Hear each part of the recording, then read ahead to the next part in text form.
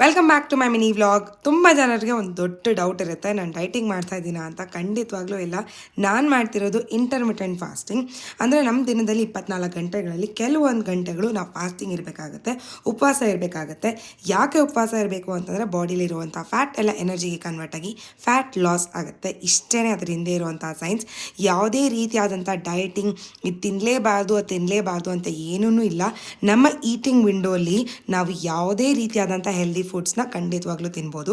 ಕೆಲವೊಂದು ಸರಿ ತಿನ್ನಬಾರ್ದು ಅಥವಾ ನಮ್ಮ ಮೂಡಿನ ಪ್ರಕಾರ ಕಾಫಿ ಕುಡಿಬೇಕು, ಟೀ ಕುಡಿಬೇಕು, ಹೊರಗಡೆ ತಿನ್ನಬೇಕು ಅಂತ ಅನ್ಸರೆ ಖಂಡಿತವಾಗ್ಲೂ ತಿನ್ನಿ.